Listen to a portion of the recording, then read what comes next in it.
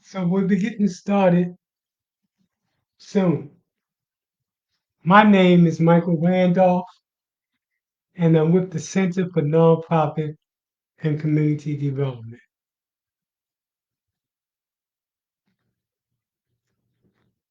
Tonight's workshop is titled How to Start, Operate, Finance, and Grow a Nonprofit.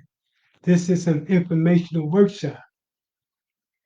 If you want to reach us to get a copy of this presentation, feel free to do so. The email is Center for Nonprofit and Community Center for Nonprofit and Community at gmail.com. Let me share some information with you.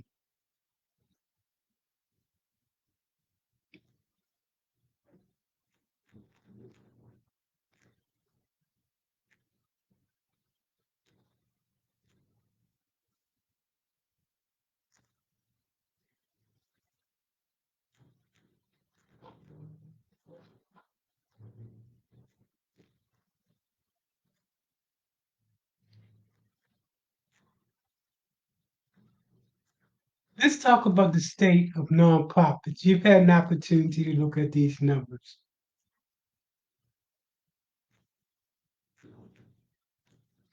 Whoops, I went up one too far.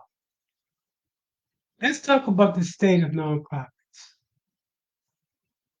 But before I do that, let me share with you that we have provided this type of training and other type of training to over 2,800 nonprofits, faith-based groups, for-profit businesses, individuals, community leaders, government agencies, institutions of higher learning, and that list goes on. And I'm going to share with you these numbers so you can understand why we do what we do. According to Forbes, 50% of nonprofits fail within the first 12 months. Within the first 12 months. There's another organization that says these organizations fail within the first, that they fail 30% fail. Let me repeat that over. I kind of got that messed up. According to Forbes, 50% of nonprofits fail within the first 12 months. Another organization say that that number should be 30%. On average, 76 of, especially black nonprofits,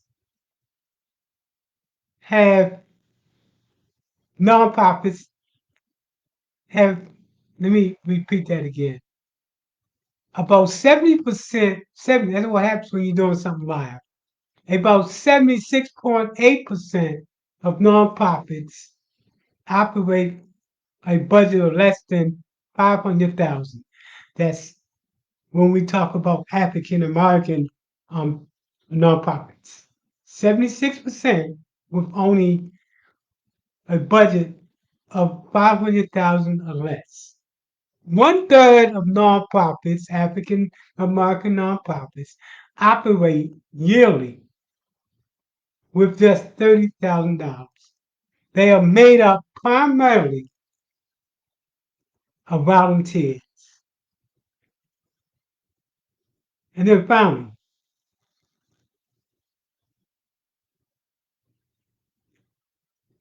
over 75% of white nonprofits have at least one full-time employee. When it comes to African American nonprofits, that number reduced to 17%. That is, only 17% of black nonprofits operate with at least one full-time employer. So let's talk about how do we change that narrative.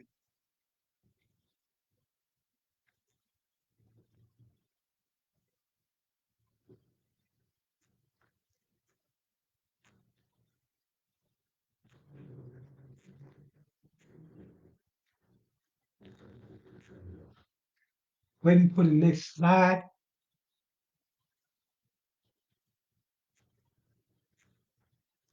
So our mission is to strengthen organizations that strengthen communities.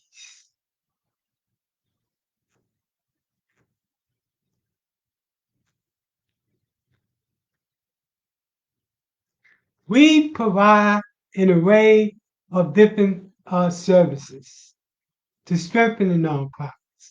Again, I'm going to go back to that number again. 50% of nonprofits that's just getting started fail within the first 12 months. Again, that's why I'm emphasizing the importance of infrastructures related to nonprofits. Our training includes anywhere from professional grant proposal, business proposal, how to put together a program, and project developments, and other things that you see and read.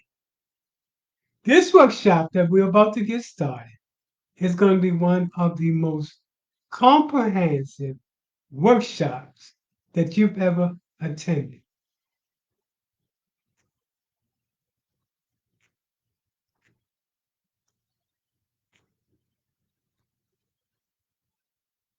Okay, waiting for the next slide to slide in. There we go. A little bit of information about me. I was born in one of the most poorest communities in the United States, the Sandtown Winchester community. When I was young, I always had this notion to learn everything I could do to change the narrative when it comes to poor communities like mine. So in 1980, I started my journey.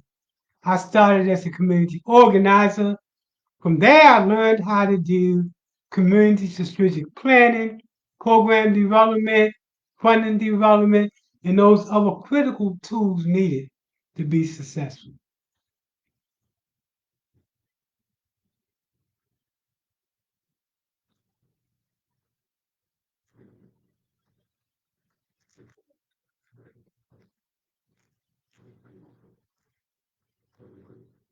Okay, I'm going to the next slide.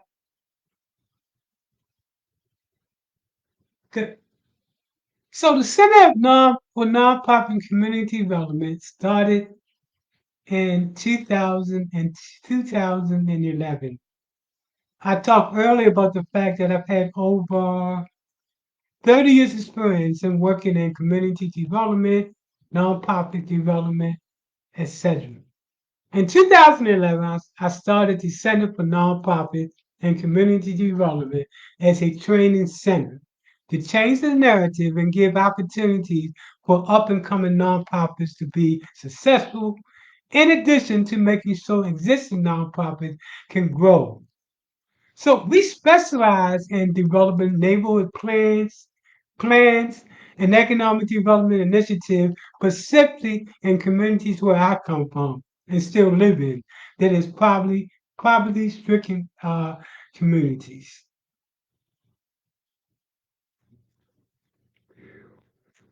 We focus on creating national and best practice models. That's important as you go for funding because you're going with like literally tens of thousands of other people who's going for the same funding. So you want to show that your nonprofit has a national model and a best practice approach to changing the problem that's at hand. So to date, we've provided technical assistance to well over 2,900 nonprofits. That number 25 is going up to 2,900 nonprofits. Again, we talked earlier that it included nonprofits, government agencies, faith-based groups, businesses, and individuals. To date, we've also provided over assistance in getting nonprofits started in over 10 states. And we did this in working with over 300 nonprofits and doing the paperwork for them to get that nonprofit started.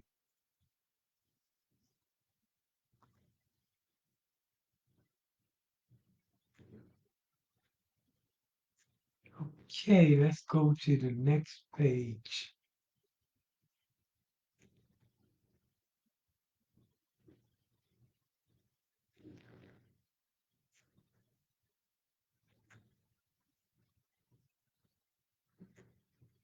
We've have expanded in terms of the number of states that we reach.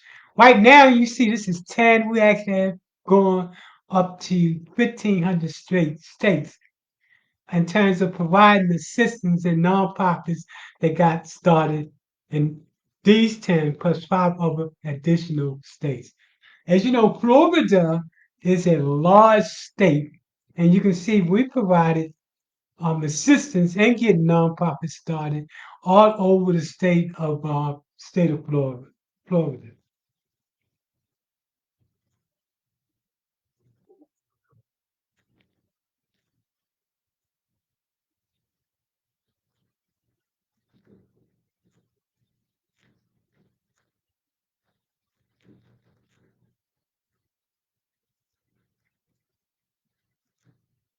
So we want to start off tonight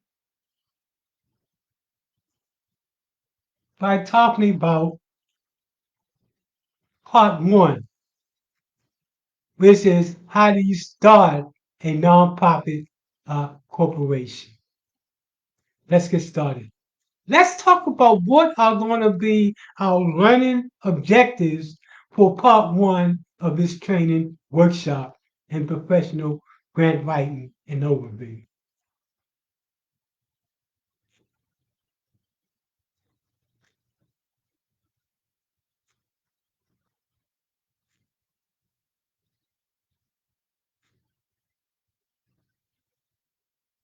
So, what are our takeaways from the night's presentation?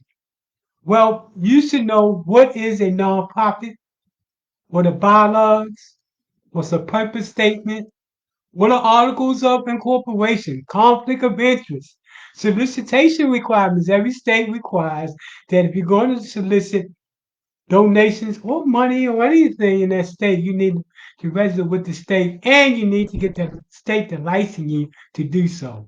Your 1023 application, this is the application that gets you your 501c3 status. Your state exemption. Most states have state exemption, not all states. Your employment ID. And then we're going to be talking about the 3 stages of getting a nonprofit up and running. A lot of folks, especially folks that get started, think that you start a nonprofit and get funded by opening up your door and that's it. But actually, there's 3 stages relevant to getting a nonprofit started. Remember we talked about earlier the large number of nonprofits that fail within the first year. You know, I remember one of those quotes was 50% of nonprofits. So let's talk about what are those 3 stages that's mandatory for nonprofits. The first stage is known as the emergent stage. This is where you actually start to put together your paperwork, file it with the state and the federal government to be recognized as a 501c3. The second thing you want to do, and that's called the emergent stage, by the way. The second stage is known as the intermediate stage. And then finally, it's the advanced stage. We're going to talk about each of these critical stages as we go out throughout the presentation tonight. That being said, let's dive into how do you start a nonprofit?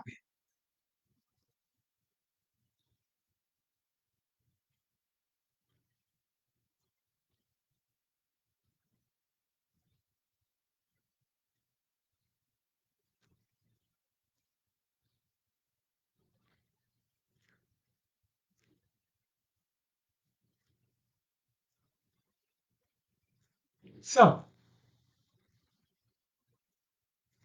that's over Well, actually, I'm jumping ahead of myself. Let's talk about what is a nonprofit.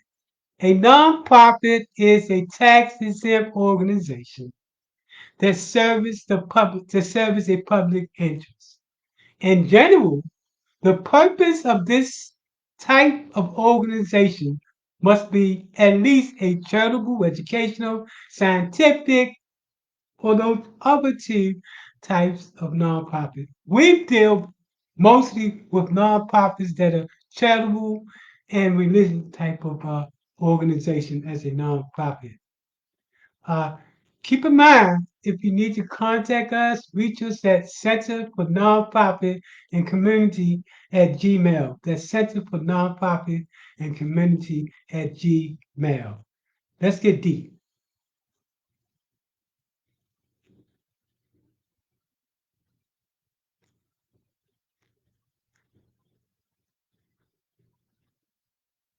So there's over 32 types of nonprofits on the IRS.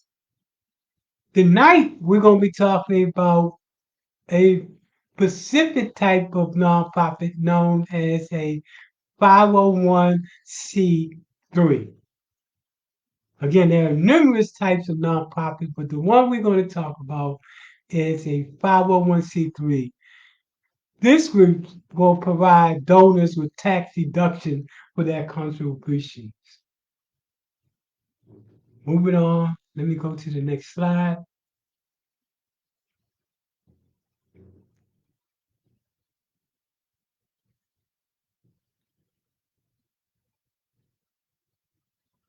So, starting your nonprofit, the first thing you want to do is to start to think about what is your purpose? Why do you exist?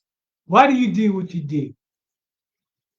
Your second thinking should be, after you found out what your purpose is what is your vision? This is what your organization believes are the ideal conditions for your community. It's how things would look if the important issues you was doing was addressed. The next thinking should be your mission. A mission statement describes what the organization is going to do and why it's going to do it. So those key components that you should have before you even begin to talk about your programs and things of that nature is your purpose, your vision, and your mission. A lot of nonprofit confuse the different separate type of things that we talked about. Let's continue to move on. Let me move to the next slide.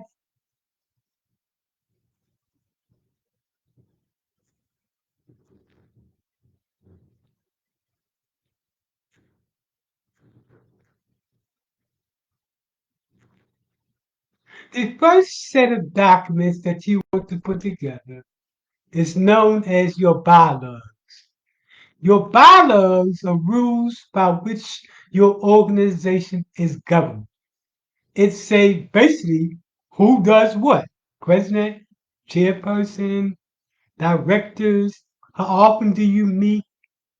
All that stuff is put into your bylaws. If you drop the by, you see that we have laws. Bylaws are the laws to your organization. Let's move to the next slide.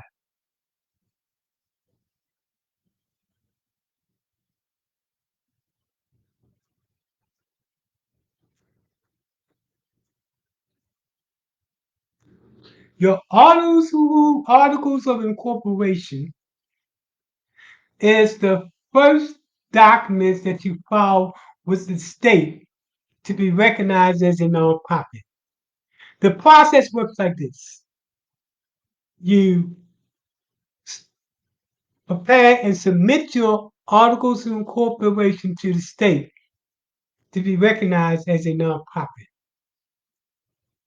Once you submit it to be recognized as a nonprofit, to the next stage, and we're going to talk about that later on, is to then ask the IRS to recognize you as a tax exempt organization. Your articles of incorporation, you should have your board members. For example, your article of incorporation is going to cover what the legal framework is for your organization. Every state should have one. This is going to be important information. Articles of incorporation. Once you file your articles of incorporation and you become legal, let's talk about your next step.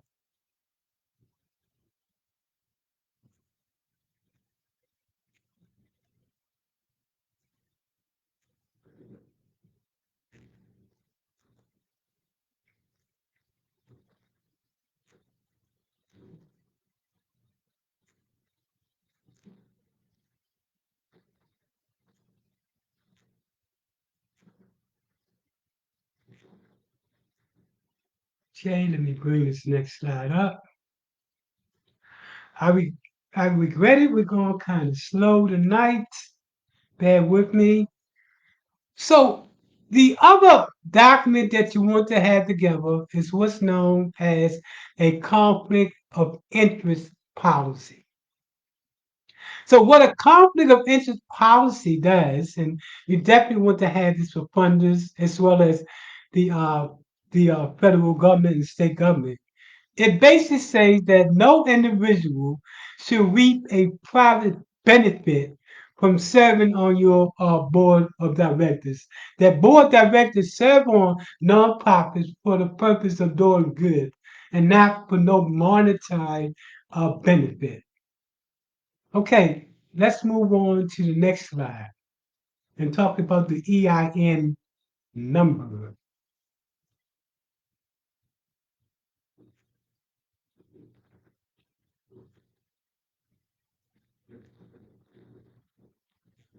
Your EIN number is your employee's identification number. And it's easy to get. You go to the Internal Revenue Service and you ask for it to be, for you to be a corporation. So you can get your corporate number as a nonprofit. You can do this online also. Not, it's very easy to do, but you definitely want to get your employee identification number. Um, you do have to submit your social security number because they want to make sure you're a United States citizen. Once they determine that you're a United States citizen, then they take you through the process of getting your employee identification number. They recognize you're a nonprofit. Okay, let's go to the next section. In the next section, we're going to be talking about actually filing the 501c3 document with the state in order to be recognized as a 501c3. So let me go back and say the articles of incorporation you have to file every year.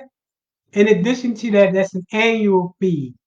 That's also the initial fee that you pay to your state for that application. Every state varies. Once you have that together, now you're ready to go to get your status as a 501c3 by way of IRS. If you're making less than a certain amount, then you can file what's known as Streamline. And this fee is $275 that you do online. That's a fee that you pay. Depending upon this process can take anywhere from 6 or more weeks, depending upon if they have any issues with your application.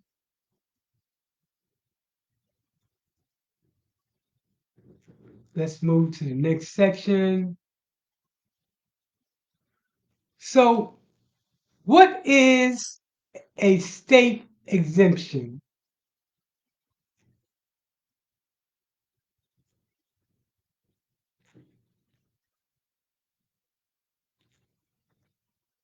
Well,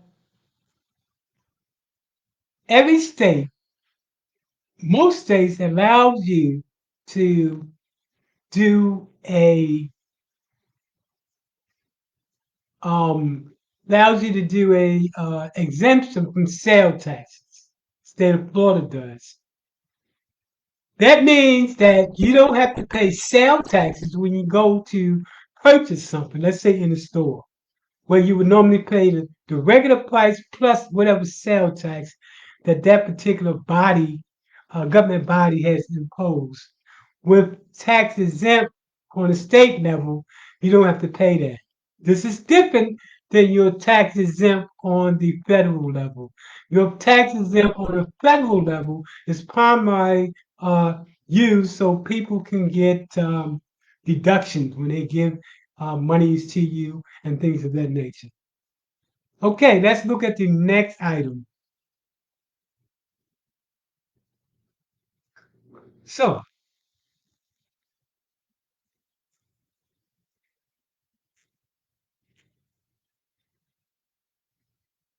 all organizations must, again, I talked about it earlier, must follow what's known. No, I'm getting a little confused here. This next section deals with organizations that must file what's known as solicitation. Every state requires that you file a solicitation and get a license in order to accept donations in your state that you live in and the county that you live in. Basically, not only do you have to file it, you can be penalized if you don't. In Florida, it's called the 10-100. And the exempt this particular form is done um every every year. And this how you get your license to operate in the state.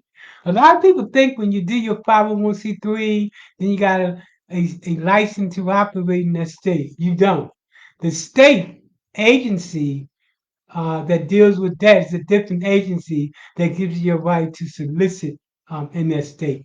And in the state of Florida, it's the Department of Agricultural and Consumer Services. It varies according to no, it varies according to the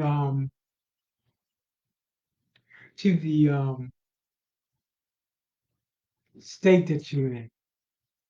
Okay, let's move on. We talked earlier about the fact that there are three different stages to starting a nonprofit. Contrary to popular belief, you can't get a nonprofit started, open your door, and think that you're going to be started.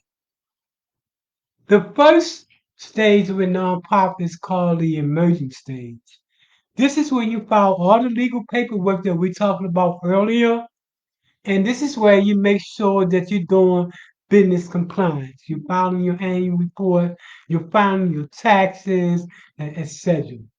The next stage of your nonprofit is what's known as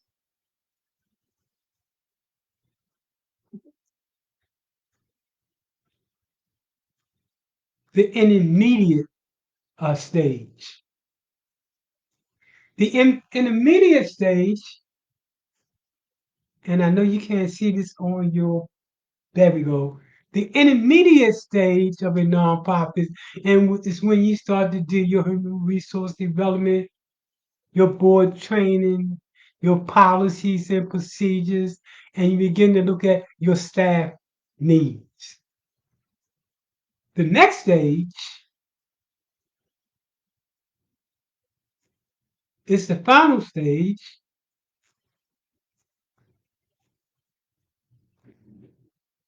and let me get that up. And the final stage is called the advanced stage.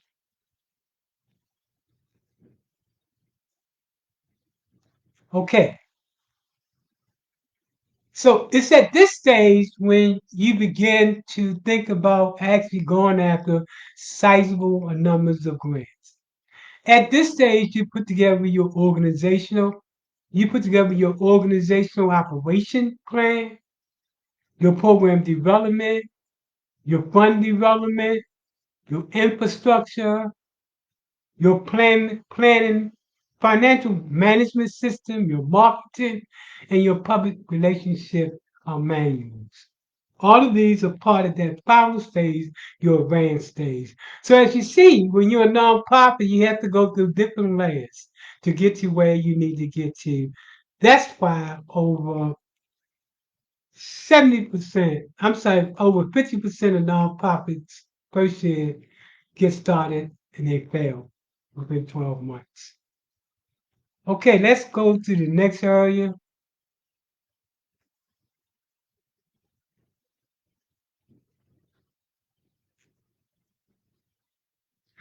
So let's talk about what we're going to learn in this section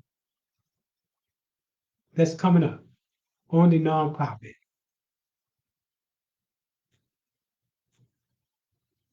Well, first,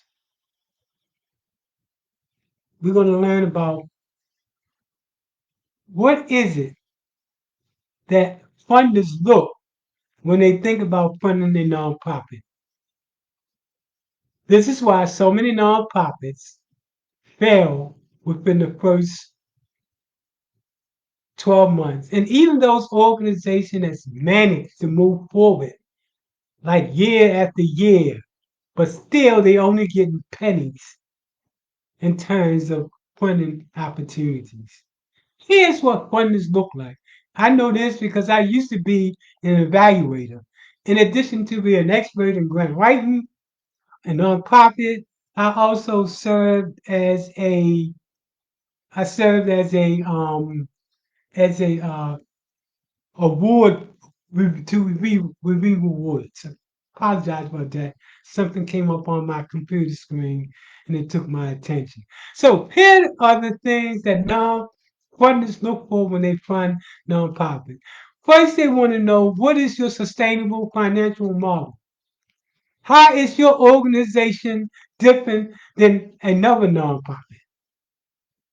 What are your hard and soft data that supports your position of the need of the problem?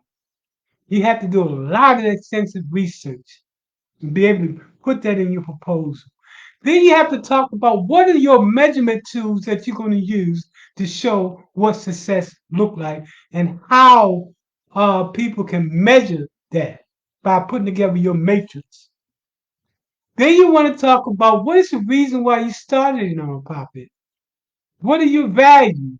They also want to know what networks, partnerships, collaboratives, etc. have you established. And finally, they want to know about your accounting practice. When we work with nonprofits, we make sure that the nonprofit, when they come through our training, has a plausible, feasible, sustainable, sellable, and fundable workshop, work and fundable plan of action. For those of you that do have to leave early and you want to get a copy of this presentation, make sure you drop your email in the chat box. Again, we're expecting people from around the country that's going to be looking at this live presentation. Unfortunately, we only can cut it off at 300 because the software that we use only cut it off at 300. Thank you. Let's move on to the next section.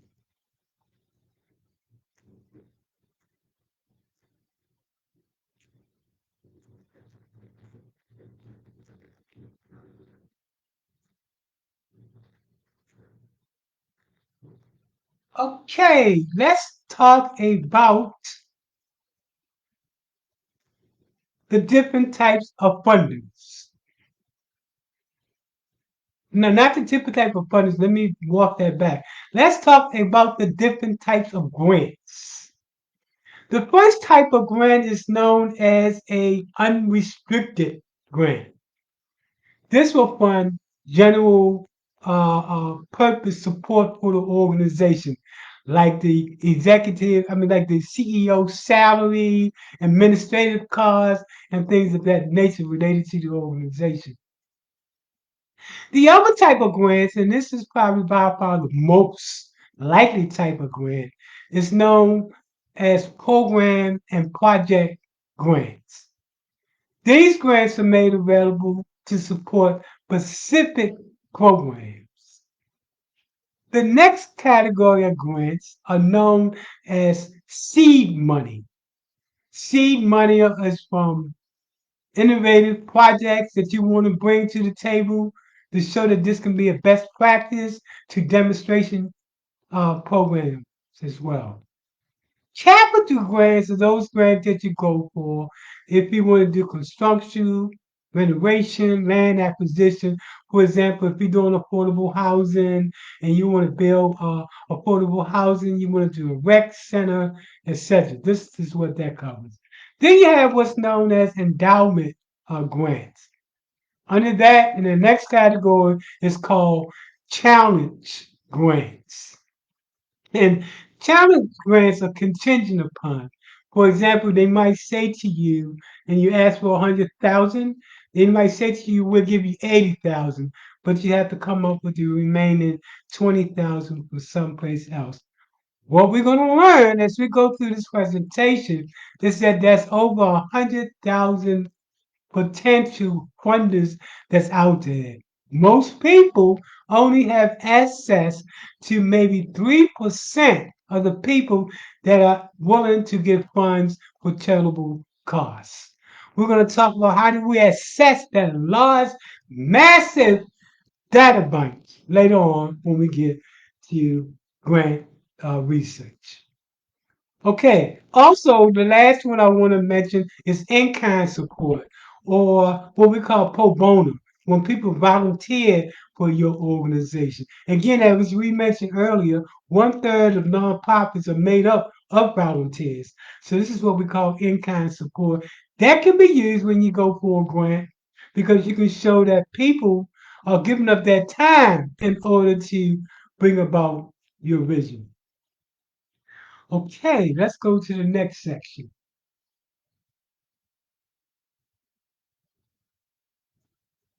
Okay, now let's talk about the different types of grantors. That is, people that actually give out the grants.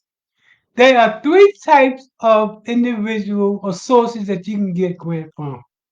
Now, keep in mind, unfortunately, advantage and disadvantages don't line up. So let me try to lead the way. This column that's next to your source of income, this column next to that is the advantages. This last column is what we call the disadvantages. You always want to look at your advantages and disadvantages when you're going for a grant. The first type of grantor is known as an individual, like you and I. We by far give most money. The second type of group that gives out money is called family and community foundation. Family foundations are foundations in which there's a biological connect to each other. Don't forget, make sure you put in your chat your email so you can get a copy of this presentation. So make sure you put a copy of your organization. Also put in there anything you want me to see about your organization so I can look at the post review of this particular presentation. Family foundations, again, are foundations that are biologically connected, like the Obama Foundation, the Clinton Foundation, the Bill Gates Foundation. They're technically family orientated, that bring in money and give out money to people. Community foundations are those foundations that focus specifically on a particular community. For example, you have in Hillsborough County Children's Board that gives money, but only in Hillsborough County. You might have the Miami Dale. They only give money in Miami Dale, the New York, the Chicago. Anyway, these community foundations primarily given in the community that they serve in. The next type of, and most of us are familiar with these funders, are called corporate foundations. Corporate foundations must give at least 5% of their proceeds to nonprofits to remain their status. And you got corporate foundations all over, Bank of America, Chase Bank, Walmart, Walgreens, and that list goes, Coca-Cola, that list goes on and on. And then next you have what's known as federated funds. These are like the United Way, and finally you have what's known as government funds. Government funds are by far the most challenging grants that's out there.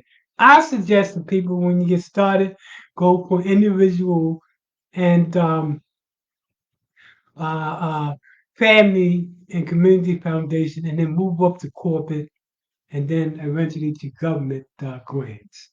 Let's move to the next section.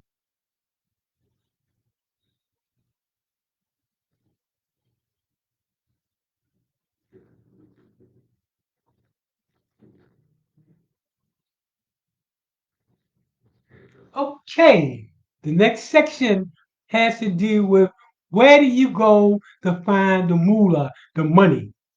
I talked earlier about the fact that there's over 100,000 foundations and corporations that gives money.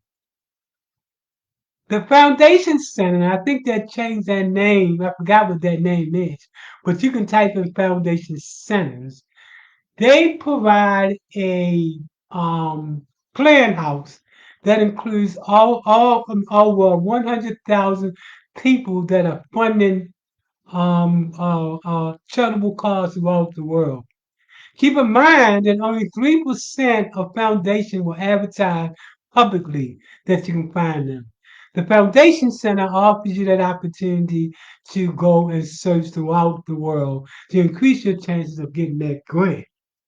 Grants.gov is when you're going for federal grants. Then there are four ways that I like to tell folks to increase your opportunity of getting that grant. Again, I'm sitting on tables in which I was a evaluator, in which a grant proposal was brought in. So I understand what they think when they look at your grant proposal. So how do you increase your chances, man, to get that grant? Because there's so many people that are going for grants every year. Well, the first thing you want to do is to make sure you read the guidelines and get all of the forms for the proposal that you're going to go for. You can get this again from the Foundation Center.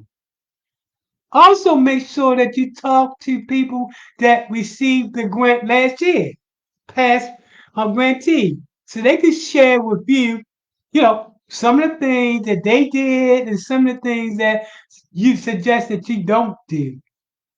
And then next, talk to the uh, person that received the grant. For example, if you go to Foundation Center, and you're going for a grant with Bank of America, and you type in last year recipients, and then you can see who actually received the grant last year from the Bank of America. Contact them and get that information. And contact the people that reviewed that grant from that same site so they can tell you what they didn't like about the person's grant. Okay, let's continue. We're getting there, folks.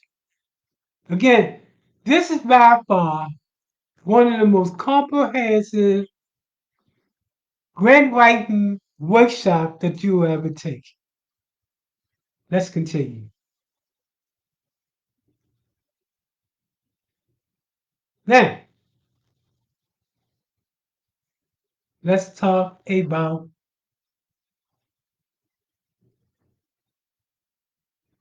give me 1 second. Let's talk about the problem, a statement of the problem.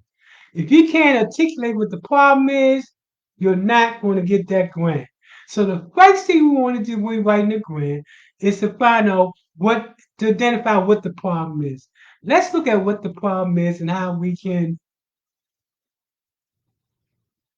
wait for it to come in.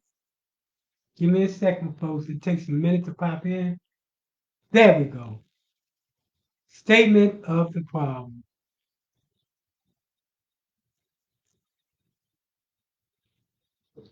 A statement of the problem specifies the conditions that you want to change.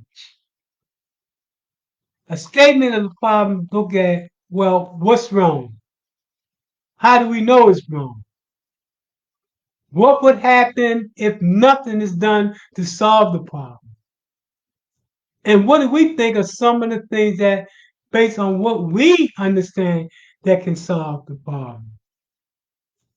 You want to demonstrate that the problem is feasible and manageable to charge, to solve. For example, if you're going for a grant for youth violence, you want to be able to identify that you understand the outputs and inputs necessary to bring about that grant. A statement of the problem, you will collect data in two ways. Let's talk about how do you collect data to make your statement of the problem.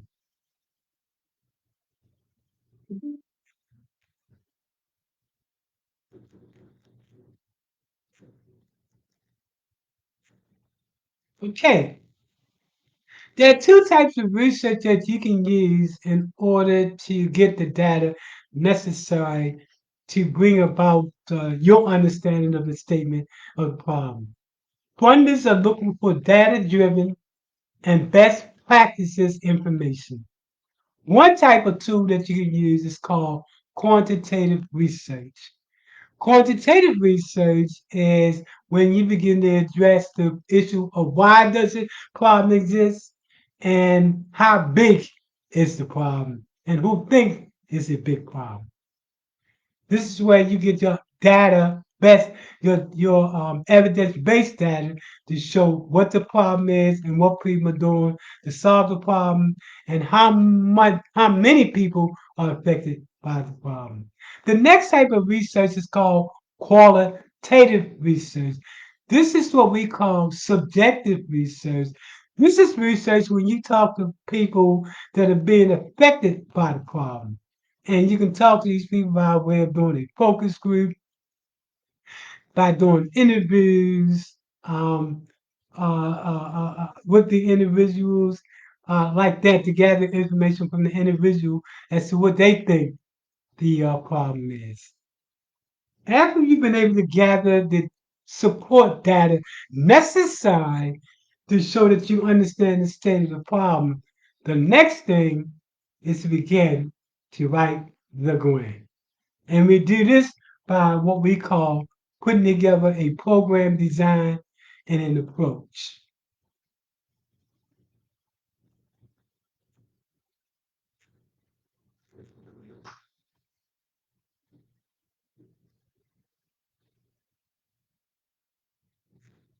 Okay, there are three,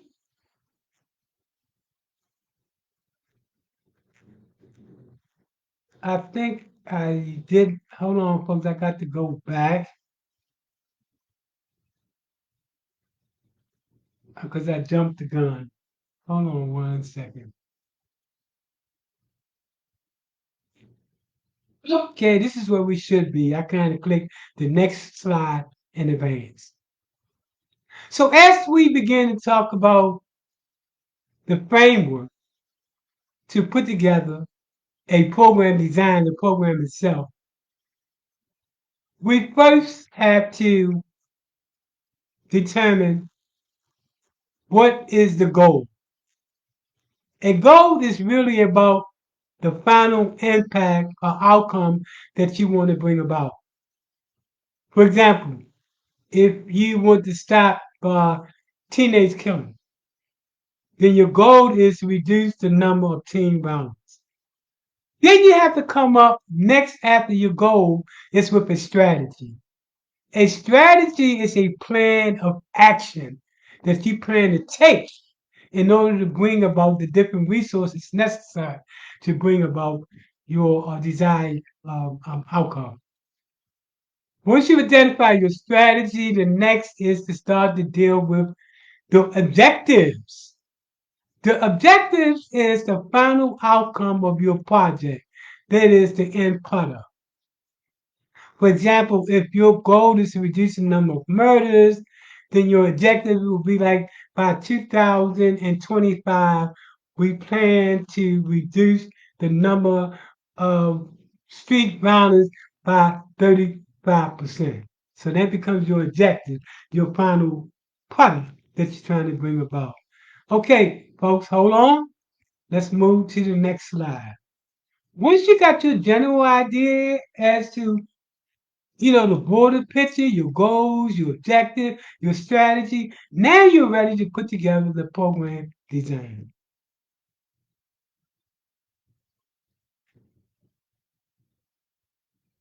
So this is what we call the program design. The program design section describes your project activities and details, indicating how your objectives will be accomplished. Remember, we talked about objectives earlier? It should include at least some of the following. See, this is where you want to talk about what personnel do we need? What are going to be the staffing requirements? What are going to be the qualifications for our staff? And what's going to be the job description that we're going to put together? In this section, you should talk about what facilities do we need? What equipment do we need? What materials do we need? It should give a description how the program will be administered. You also should put in this your target population. For example, if we're dealing with teen violence, is it black teens, white teens, inner city teens, teens from 13 to 17? You got to get specific to your total population. And then you need to give a description of the program from beginning to end. Let's move on. As you see, this is one of the most comprehensive and holistic workshop that you're going to ever attend.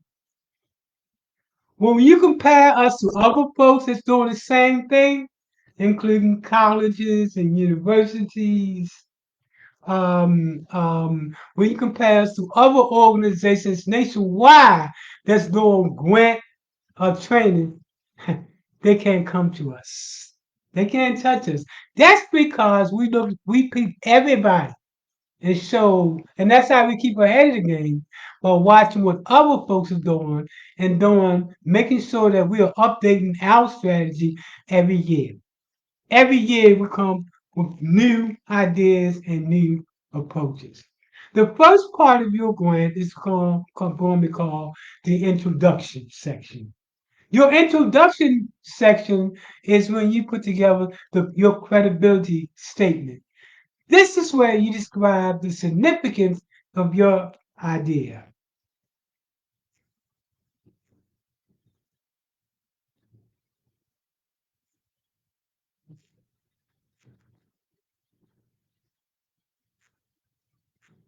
Okay, the next section is going to be your conclusion. Your conclusion is the final document on the proposal. Your conclusion is a good place to call attention to the future after this particular grant is gone. What do you plan to do? We're going to talk about that later on in this presentation.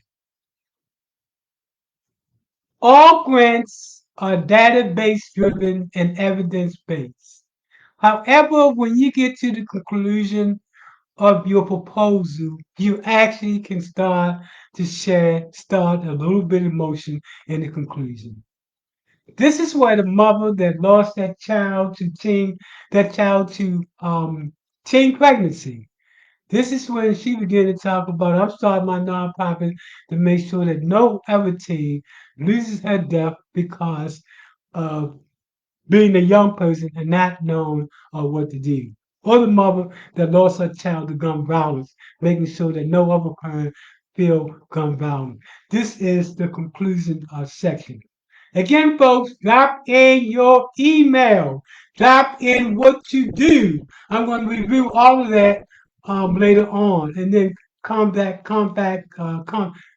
you with some suggestions and information. Also, if you want to get a copy of this presentation, make sure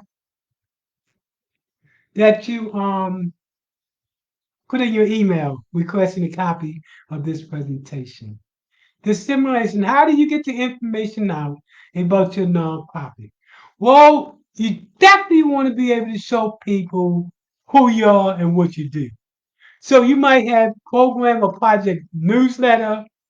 You can do it on your website. You can do it on social media and pamphlets.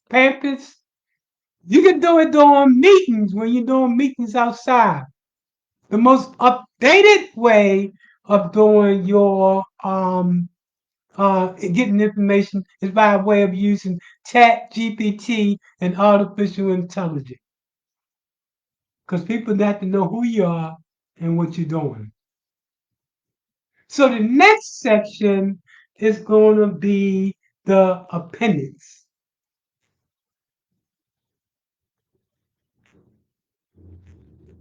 And the appendix section is where you want, and that's going to be the document at the end of your proposal.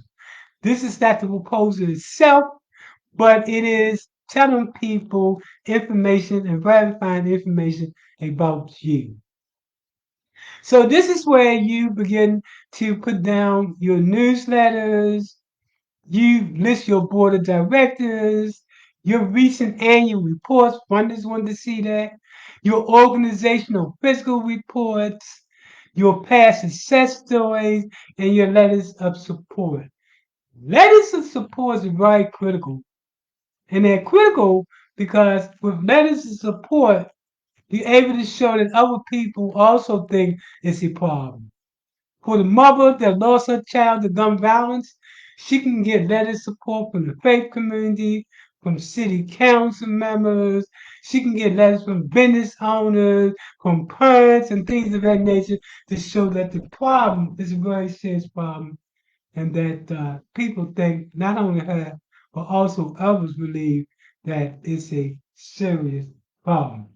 Okay, folks, let's continue on. Again, email me, Center for Nonprofit and Community at gmail.com. That's Center for Nonprofit and Community at gmail.com.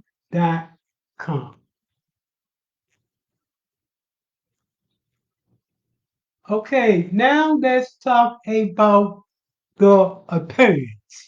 When you write a grant proposal, the funder are going to tell you specifically what they want to see in that proposal and what not to see. For example, they might say number all your pages. They might double space your lines in the proposal. So you're making sure you're looking at that section that talks about what's the format that they're looking for. The next section is a very critical section because now we're going to talk about how do you prove what success look like. This is called the evaluation section. Let's start to talk about the evaluation section and what does it look like. What are the matrices that you're going to use, in order to show what your success look like and how you measure success.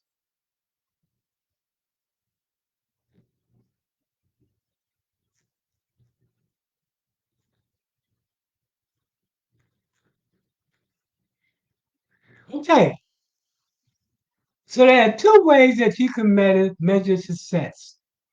The first way is what we call program measurements. In program measurements, you measure the process of how your program is working. You measure the output, how many people are going to be serviced, and you measure the outcome. What does the outcome look like that you plan to bring about? Again, there are two forms that you can use to measure your program. Preference, performance measurements, and we talk about this now, as well as you can measure it in terms of evaluation model. Let's talk about some of those evaluation models that you can use.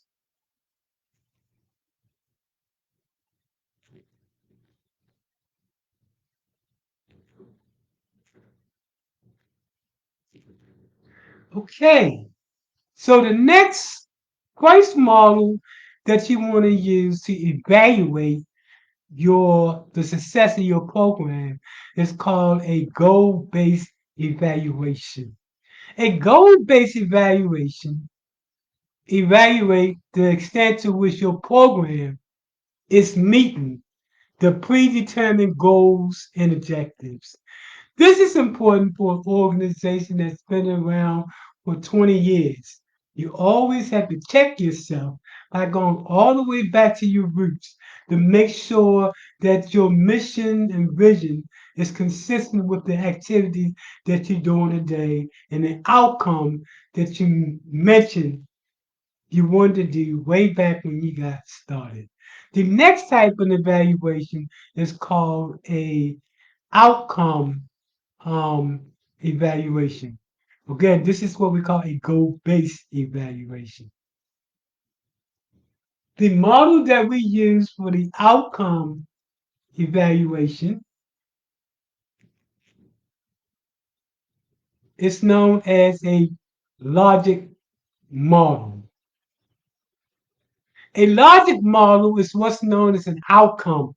When you begin to talk about what's going to be the outcome of those individuals that are going to be coming out of your program in terms of evaluation. We start first with the goal. For example, this organization goal is to reduce the risk of pregnancy among at-risk girls between the age of 10 and 14 by providing a pregnancy prevention educational program. The model they use consists of first talking about what is it that you want to do. This is where you begin to talk about your progress, your process objective. The second is how you're going to do it, or in other words, your activity. The next and third column is the responsible parties. Who's going to be responsible for doing it? The next column is the why. There's what is the expected outcome of your particular program. And the next column is the indicators that you plan to use to measure success. Where is the evidence? The next to last column is your data resources. Where are you going to have your support data that people can come in and see? And finally, it's the time, your time measurements, the when everything is going to be done. First 30, 60, 90, on the way up to a year. The final type of evaluation is known as a process evaluation.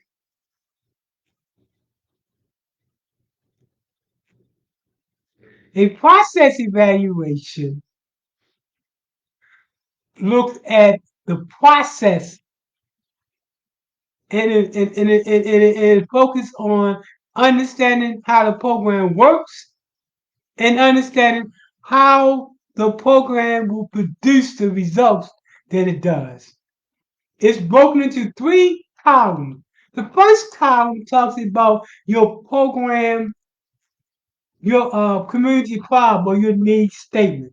It starts out with the need and it provides the support to show that you have an understanding of what the problem is.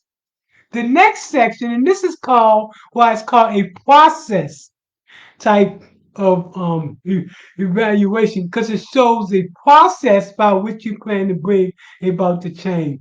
For example, because they want to show how to change, raise a grade of third grade kids, their process is going to be putting together individualized training tutoring program that's going to last 3 times a week for 20 weeks. I mean, for 20 minutes for 6 months. Then they're talking about the process that they're going to use. They're going to use literacy skills, reading, verbal communication, all these things they plan to do to bring about the intended intervention. Every program has a different type of intervention, but their intervention must show the process. The outcome is the final column of this, what we call a theory of change type of model. This model that you're looking at is called a theory of change. Unfortunately, some of the presentation was cut off. Okay, now we get to the nitty gritty related to why so many nonprofits fail the first year of operation. Let me go back to those numbers again. Over 50% of nonprofits that are just getting started fail within the first 12 months. Over 50%. Okay, that's because they don't have organizational infrastructure. Remember how we talked earlier about the advanced stage of a nonprofit?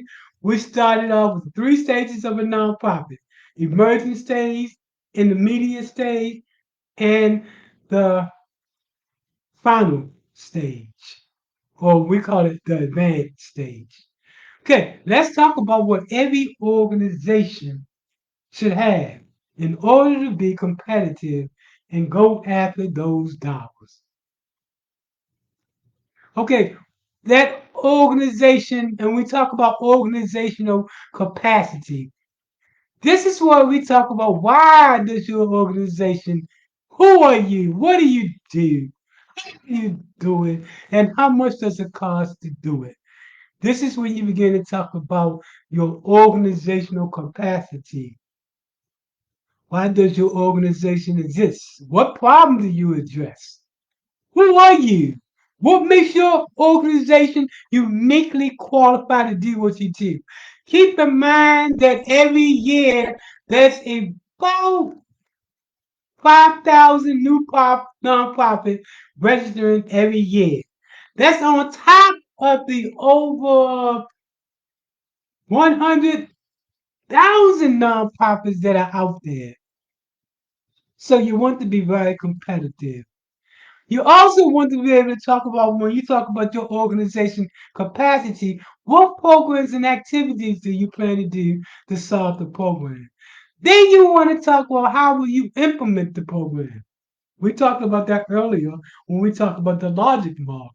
And then, of course, people want to know what it's going to cost to solve the problem. Your organizational infrastructure, talked about it earlier. This is what you should have in place: policies and procedures, staffing, funding sustainability, and physical control. Okay, folks, let's continue on. We are getting to the end of it, folks. But I guarantee that you're gonna leave the night with so much knowledge. We're taking nonprofits from $0 to making 150,000 a year, 500,000 a year on up, because we take them through the process to let them know that in order to grow, you first have to crawl, you walk, and then you start to run. Those are the steps that we teach. Another important element to organizational capacity is what's known as, let me go back one, a 5 year plan, a 5 year strategic plan. A 5 year strategic plan is an external document that you put together for the organization to show how you plan to plot to be around for the next 5 years. It's internal and it's not external. It's done to show the funness about your sustainability. Now, this differs from a business plan with focus on how you plan to bring the financial resources together in order to pay for the organization's ability to operate. A 5 year plan includes, that is, some of the most important parts of your goals, your strategies, your objectives, your tactics, and your operations and methods of operation. Now you see why organizations that come to us at start to really bring in the funding that they're looking for the first time around. From that new nonprofit that this getting started to that nonprofit that wants to grow. Okay, what is another important, hold on as we move to the next slide. What is another important tool that you need?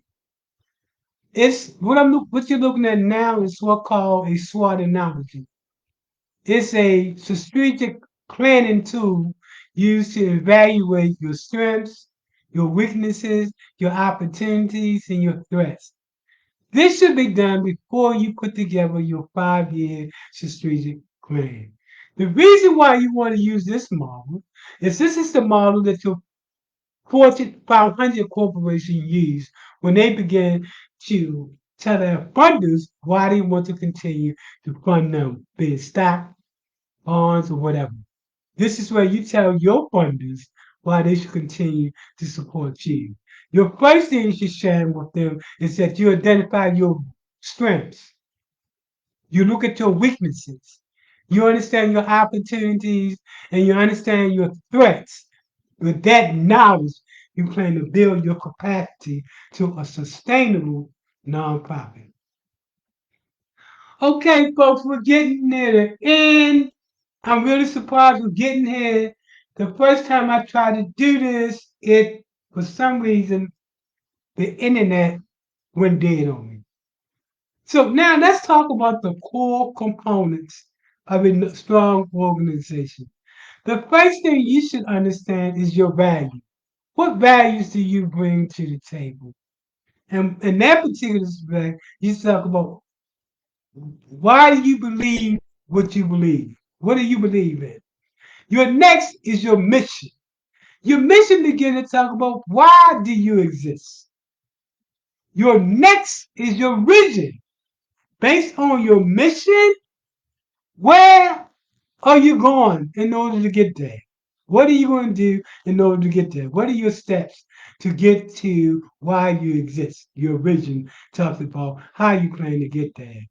Your strategies talks about what you will do to get there. And finally, your tactics show what you plan to do step by step. These are your long-term, medium, and short-term objectives. Now, let's look at all of those components needed to start to go after the moolah, the money, the bag. Okay, let me see if it pops up. We almost there, folks. Again, make sure you put your email, you drop that in the chat box. I can't really look at chats. So I don't know what's going on out there. But if you drop your email, I'll make sure that we get you a copy of this presentation. And if you're interested in doing business, I'll set up an appointment with you. This is for new nonprofits that's just getting started to nonprofits that are actually up and running. So again, we go back to that final stage of your organizational capacity. This is where you put together your business plan, your operational plan, your financial management, fundraising, your safety and risk management, your marketing planning and branding, your partnership, and your collaboration. Needless to say, that starting a nonprofit is not enough to actually to be where you need to be at. You actually have to go through these 3 stages when you start to put this together.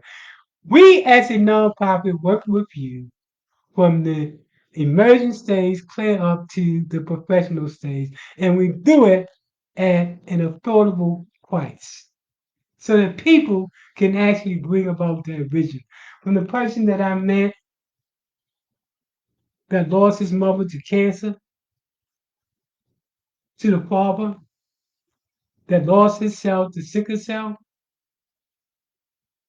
to the teacher that lost her student to gun violence,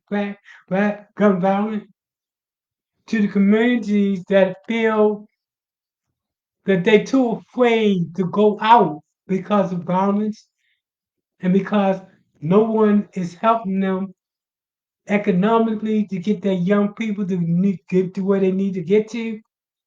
All of these different people have come to the table to start a nonprofit.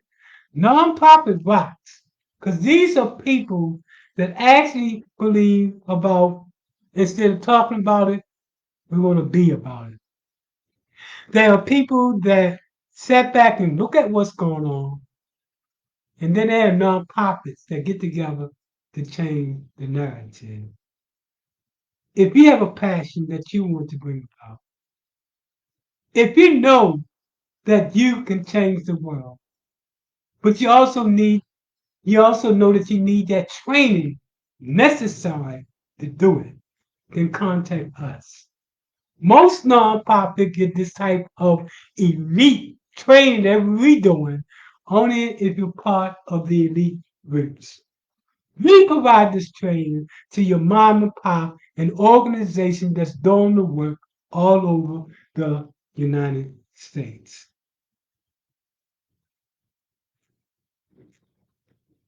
Okay, now let's get to the next to the last section, and that's called funding.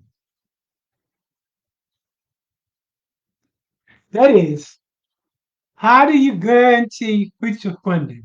When you write a grant, that grantor want to know what's going to happen when the grant runs out. Do your organization fold up, or what is your method of operation to make sure that funding continues, even if they can't fund you the next year? Let's talk about it. Let me wait for it to jump in. Give it a second. Heck, there we go. So, we use what's known as an entrepreneurial model. The model we use is the ability to use a combination of earned income, charitable contributions, and public sector subsidies to bring about a sustainable, fundable organization that use grant money as seed money to bring in money to make it sustainable. Organizations that focus only on grant to survive will fail, or you're always running to the next grant. We teach what's known as an entrepreneur model. When we talk about earned income, and this is like earned income from a business that you're getting started, earned income is used to pursue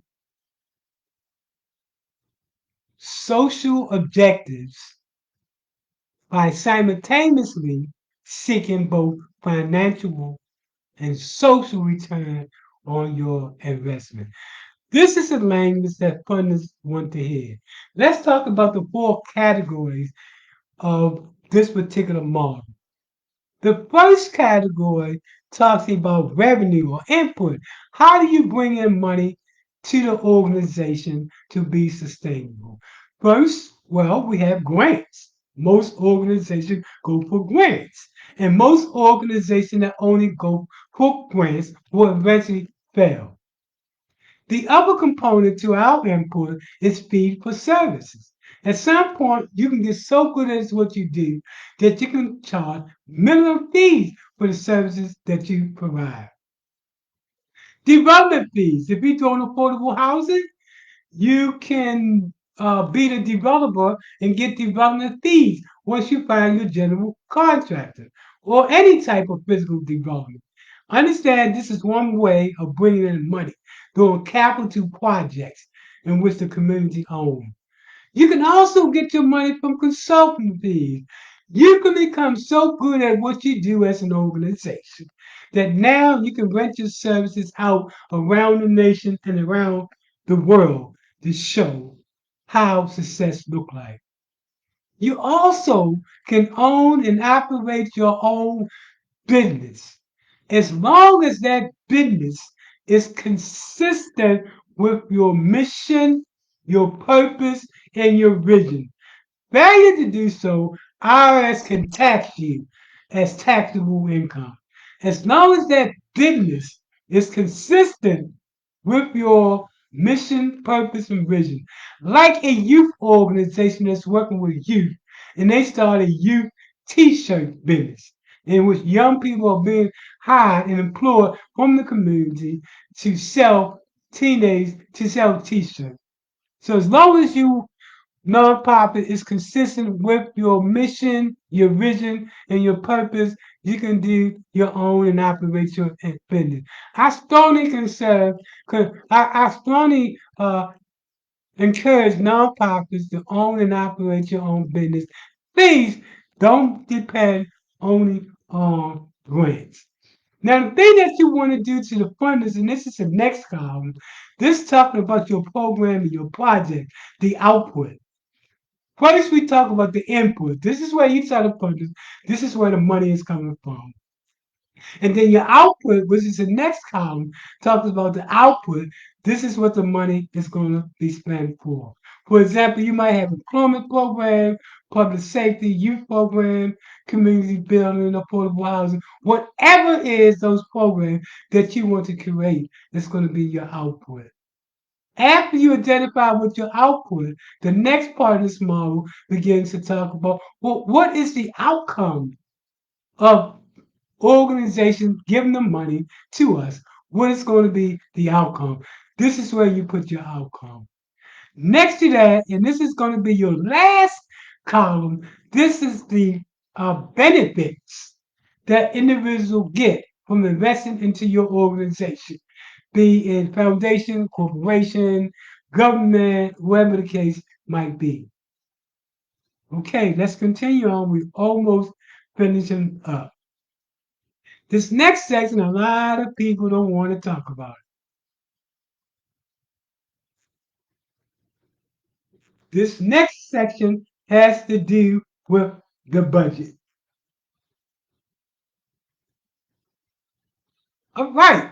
So that's why you hire somebody to do this, but you should also know how to put together a budget as well. A budget project is more than just a statement of proposed expenditures. It's an alternate way of expressing your project. And it's four, how many categories? Four categories of types of costs associated with your organization. The first is called direct costs. Direct costs is those items in the budget that focus on project expenditures. They can be personnel, salaries, etc. The next is indirect costs. These are the costs that are not indirectly listed in the budget, but yet they are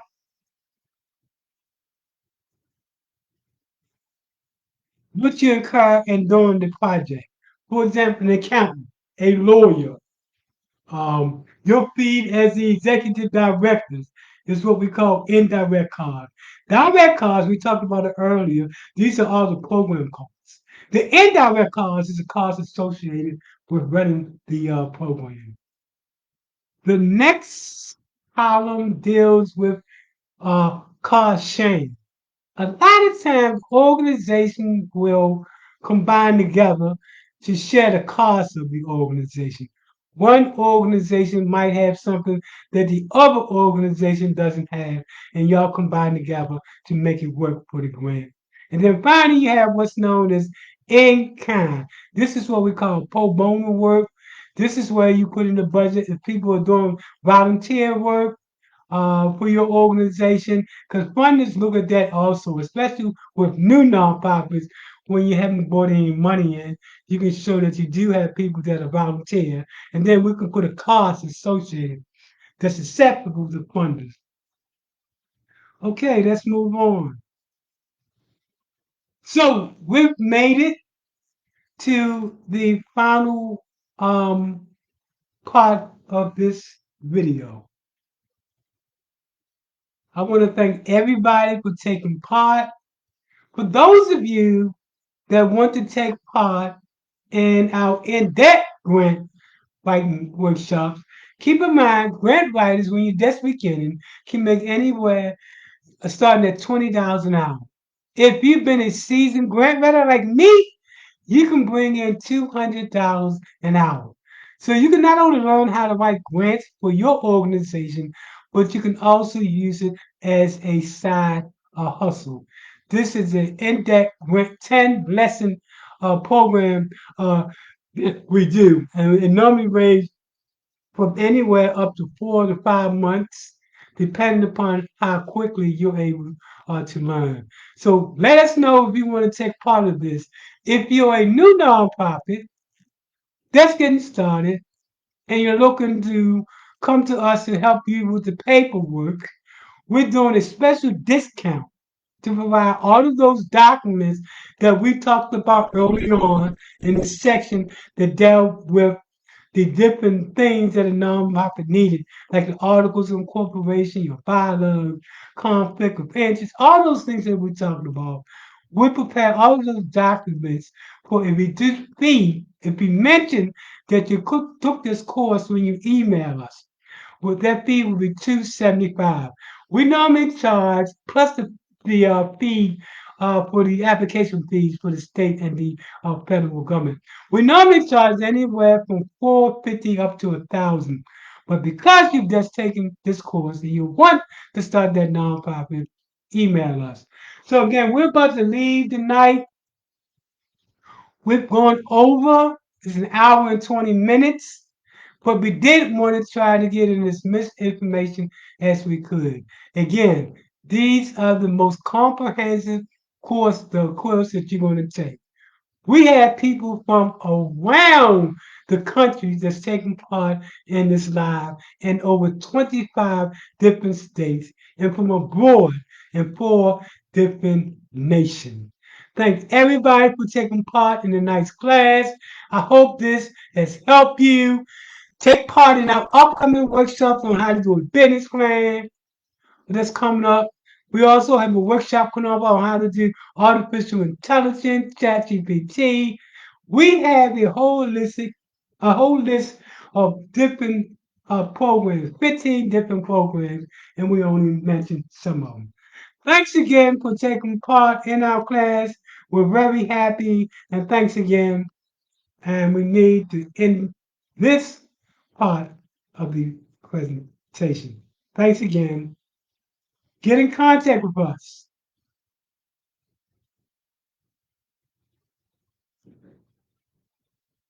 And this is going to end this live. 1 hour, 29 minutes. Now you're ready to take on the world. Thank you.